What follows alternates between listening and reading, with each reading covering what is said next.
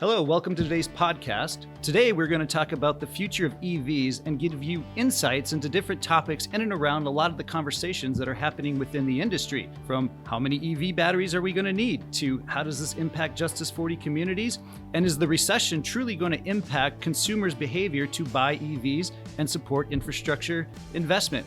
I'm Aaron Lowinger, and today joining me, I have a friend and a colleague, Jen Turnbow, who is our Business Operations Director. Welcome to the show, Jen. I appreciate being here and looking forward to the discussion. So let's start. Do you own an EV? I do not own an EV, but in December, my family and I vacationed in California, and it just happened that we got to the rental countertop, and they were out of any other vehicles except for Teslas. And so we had an opportunity for 7 days to drive a Tesla, to use the charging infrastructure in California over Christmas. And it was a really great experience, especially with me coming back to Ulteig at the end of December. I had just recently switched from my deputy director position and had spent a lot of time on the NEVI program. And then it felt almost like the universe was saying, hey, you need to try this. So it was a great experience. And California is leap years ahead of everyone else in the industry. So it's probably even more convenient. Would you say California would be that future state of the nation and kind of the purpose and point of what NEVI's trying to really jumpstart? I think so. I think California is a great location for just electric vehicles in general. They have such a great climate most of the time. I know they've been experiencing a lot of rain recently, but they have a great climate. They have a lot of population, and so you have that infrastructure almost built out. Now, when you kind of compare that to somewhere in the Midwest, right? And we'll take North Dakota, Minnesota, Montana, South Dakota, where our climates are not as great as California. The point of NEVI, right, is to reduce range anxiety so that you could actually travel from North Dakota to Wyoming and maybe vacation or do whatever, and you have some place to stop and charge. I learned when I was at the DOT, one of the public service commissions were having hearings on electric vehicles. And some of the Tesla owners were saying they actually text each other through like the Tesla network. And so people actually give out garage codes to charge their Teslas when Only in North Dakota. Right. Exactly. Isn't that such a Midwestern thing to do? Like help your neighbor out. And that's how they actually travel like long periods of time. I thought that was fascinating. Do you think, based on your experience in California, would there have been revisions or thoughts, differences about how the DOT approached that? So in our first kind of go at the NEVI plan when I was at the DOT, one of the things that we had, I think, a lot of alternatives is how to construct the sites and where that site selection will be. And I think that it was pretty nebulous at the time, right? They were just putting in different options. And so in the next phases, that's really where I think it's going to come down to, because a lot of states, depending on what their state regulations are or their state laws, they're going to have to work through all sorts of things to even get those sites constructed, and even in the contracting process, right? Some of our states don't have P3, so they have to go to their legislature. And it really comes down to ownership and how those are all constructed. And so it'll be really interesting to see how it ends up. Yeah. In fact, even at the federal level, we see the DOT and the DOE, Transportation and Energy, have created a joint office, right, to facilitate this. So not only is it integration of stakeholders at local, regional, state levels, every OEM has already committed to production of EVs and goals around what those EVs, Super Bowl ads are full of EVs now. They're everywhere. Are they driving them as much? Well, I don't see them as much on the highway as I do on the TV, but it's coming. So NEVI's critical for range anxiety. We established that in rural communities. There's some challenges, though, that come with NEVI in the way that the Biden administration rolled it out that was untraditional to DOTs, and particularly in and around procurement. The DOT that you were working with, what actions, differences had to be made to accommodate that? One of the first things that comes to mind that a lot of states struggled with is a lot of states can't make a profit. So just simply having a charging station every 50 miles, people have to pay for that. So one is who pays for that, and then how do they collect the money, because they can't make a profit, so it has to go somewhere. So even that simple type of activity is actually very complex. And most states, their DOTs don't own, operate, manage, regulate electricity. That's up to public utility commissions, public service commission, or whatever sort of agency that state has created. So that also is complex in nature. And then one of the other requirements that was in NEVI and some of the guidelines were when you do go to pay, for that electricity, it had to be like a tap function or something of the sort. Well, is that going to work in -30? Sometimes it doesn't even work when you're at Starbucks. Right? It's not consistent. Mm-hmm. So there's all these layered complexities without even building the charging locations in sites. So that's a couple things. I would say the other thing is some state legislators, that state DOTs had to go to them to even change some of their state regulation in order to pay their state match for the NEVI program. So when you're looking at the political scene and how that kind of rolls out, that some states aren't going to be able to. So basically, it'll have to go to private. And so I think you're going to see a lot of private companies, private utilities start having to pay for match. And then ultimately, they would probably be the owner or the maintainer. And that also comes into play for state DOTs to do their contracting a little bit different. Because I would say generally from all the conversations I was in when I was at a DOT with other states is that the states don't want to own and maintain the charging infrastructure. Yeah, it was across the DOTs we work across here at Ulteig. Each state in its own legislation was specifically different. And the way they rolled out the NEVI bill was that 20% local, 80% federal, which is normal. We've seen that in many prior transportation bills, but this was unique because that 20% match could be paid privately, which we'd never seen before. And a lot of the states weren't set up to have legislation that allowed a private entity, a private enterprise. You mentioned earlier, the DOT is not about generate revenues to pay for capital costs, but not a profit, right? I mean, it literally took an act of Congress to get vending machines at rest stops along the U.S. interstate system. And so the states have been battling with, okay, how do we manage this? How do we procure it as opposed to our traditional means of, put out an RFP, who's the most qualified, or maybe it's an A plus B equals C value type thing. And I was reading a story about Texas, which prior to the NEVI plan, they had received all the Volkswagen mitigation funds, and they decided they would just put it out as a first come, first serve. And literally the hundreds of millions of dollars was gone in like 90 seconds. And it went to 2 entities, which was very favorable to those 2 entities. But NEVI says, hey, we have pre-established corridors. We want you to do it every 50 miles, and it has to be within a mile of the interstate. And also you can go get this private sector money, which is good for the taxpayers, but it creates this challenge from a procurement perspective. It really does. And I think that it's going to be interesting for the first so many states out of the gate that create that grant program, because I do feel like the other states will maybe model some of that. But it will be really interesting to see how those grant programs work. And then, how many people, like let's say that you're in a North or South Dakota or even a Minnesota, right? Some of the utilities, that really comes into play. In some of the states as well, there might not be an option for any public ownership.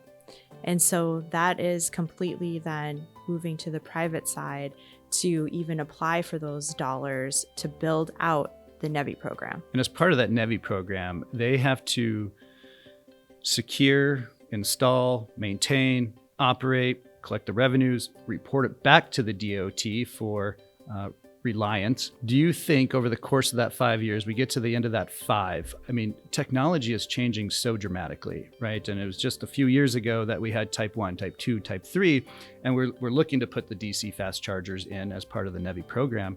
Do you think in 5 years, the $5 billion allocated to NEVI across all the states, has technology changed so dramatically that it's irrelevant? Does it go away, or does it get taken over? Does someone who invests 20% with an 80% match from the federal government just now made a heck of a return on investment on whatever they procured as part of that process? I think there's a possibility of that. I think that was always a concern from some of the state DOTs, right? Just how fast technology changes and then how to maintain it. So if when the 5 years are up, the $5 billion, right, what happens? There has to be some sort of maintenance dollars that continue with the NEVI program, even if technology kind of leveled out. But if it did change, you're 100% right. Who does that fall to? Does it fall to, in that grant program scenario, the grantee, or will the federal government kind of help with the maintenance of some of those charging locations? But I would say that that is something that I've heard lots of questions on. Just simply that, like, what is the long-term nature of this? Yeah, and I was reading a McKinsey report who was doing projections on EV spend for infrastructure alone. In perspective, $5 billion is what NEVI's putting in to put stations at least every 50 miles. McKinsey's projecting the need by 2030 is $100 billion. So this is just a 5% dent in the need. But this is also in the assumption that EVs are, for the first time really in our transportation sectors, we're dependent on a consumer. Like, never have we been dependent on a consumer. We're focused on, where's the traffic coming from? Where's the growth development happening? Where's the economic opportunity? And we plan, design, and build to that. And for the first time ever, we are waiting. We're doing the chicken and the egg. Are people going to buy EVs first and then need infrastructure? Or do we have to put the infrastructure in so that they buy EVs? And I think there's still the question, are EVs here to stay?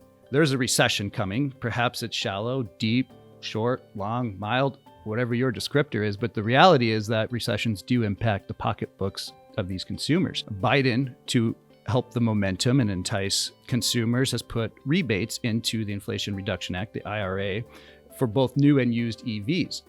However, a lot of these rebates are contingent on manufactured U.S. products by America, which is also part of the IRA to get manufacturing in the U.S. What has been the progress of the Biden administration on rule proceedings to actually get that momentum going, as opposed to essentially what they've done is handcuffed themselves? So that is a loaded question, Aaron.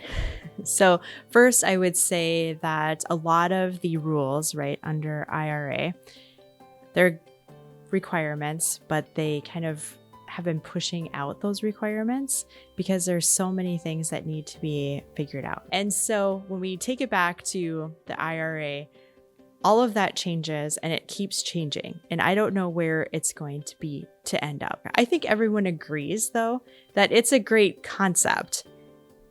It's just that how do we get this amount of infrastructure out under all of these requirements without having the private industry here in the States? And anyone in the transportation, particularly public sector, knows Buy America's applied to us for years. Decades. We've been dealing with this. But now it's an emerging market with a new supply chain and new people and new vendors and products, and they're not ready for, welcome to transportation in the U.S.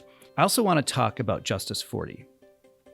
The Biden administration has come in, right, and essentially to prevent investment only being made in affluent neighborhoods where more than likely people are buying EVs and going to utilize chargers so that they can get revenue. They've made it a precedent that it is going to be established through Justice 40. So first of all, let's tell our listeners about Justice 40 if they're not in tune with that, and then the impacts of NEVI with Justice 40 in developing electric infrastructure.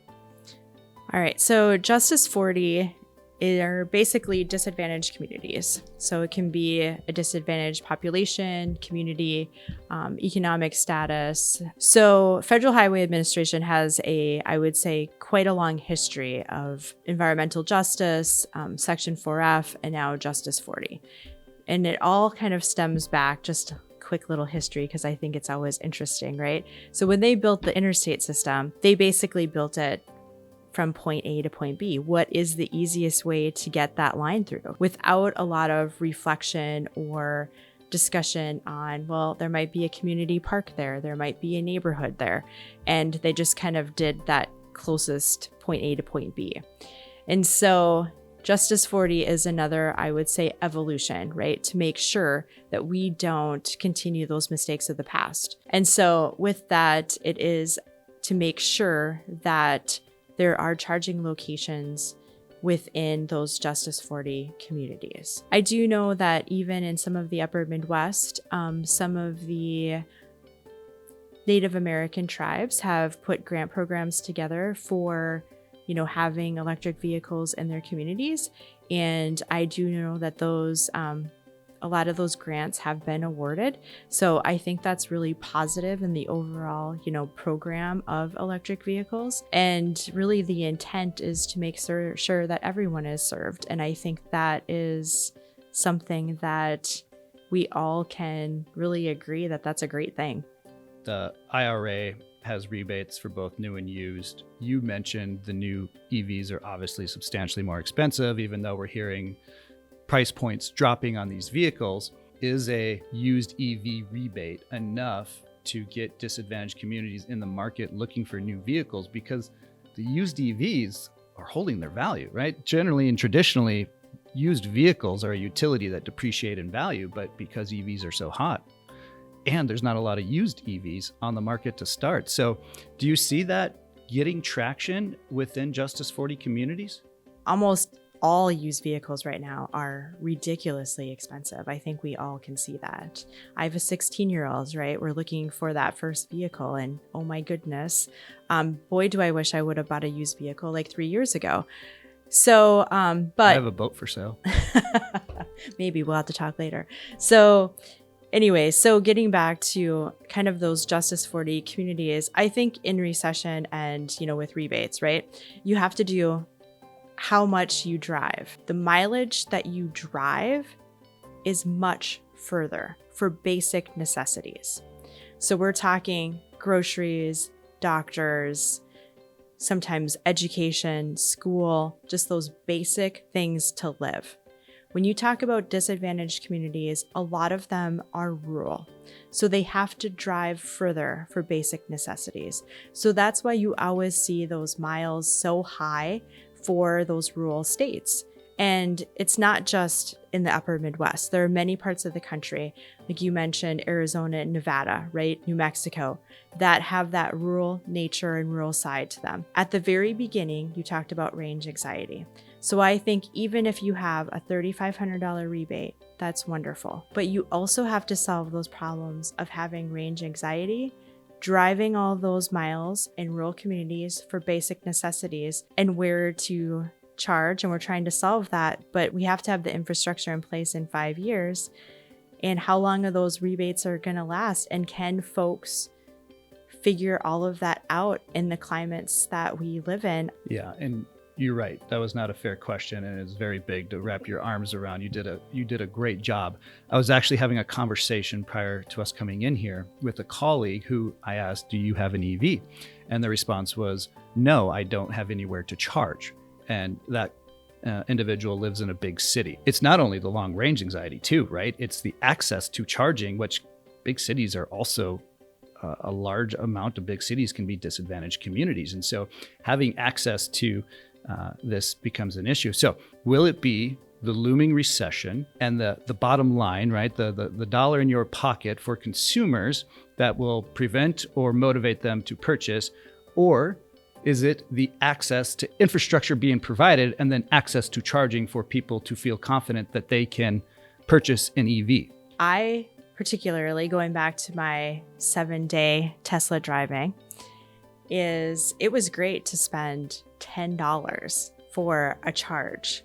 rather than I drive a Jeep Cherokee, right? So when I pull up to the pump, it's $70 to fill my tank. And so just seeing that difference in price was pretty shocking. And so I think it comes down to if there are more charging infrastructure and people feel very comfortable that it's there, and pretty soon it might even turn into like gas stations, right? They'll have gas pumps and EV chargers, and then you just feel comfortable traveling because everyone loves a good road trip, right? So it really depends, I think, personally, if you want to pay a little bit more upfront and then not have to pay as much, month to month, or would you prefer to pay a little bit less upfront and pay a little bit more at the gas pump? Sounds like it's the individual consumer's decision. Absolutely. I think it is. Well, I know one thing. Ulteig, we operate across our 4 lifeline sectors of transportation, water, power, and renewables. And what's interesting about this emerging market is that we see this convergence of the power market, so the utilities, the co-ops, the IOUs, renewables. We're seeing supplemental renewables to shave off-peak high demand on these charging stations. And Ulteig's in a really unique position, and we have people like yourself who have that former experience that I think positions us incredibly well to just be that advisor and understanding of what and how in this market to really navigate, because it's new to everyone. It's unknown. No one knows what path and where it's going to go and how much of this or that. Partners like Ulteig that become important for advisory services in that sector. Absolutely. I think it is one of the most exciting things that we get to be a part of, is that everyone's on an equal playing field because it's brand new. And I think of the partnerships and how all of those partnerships could work, I think is going to be truly exciting to be a part of. Awesome. Thank you, Jen, for joining today. Appreciate all of your insights and joining us in this conversation. Thank you, Aaron.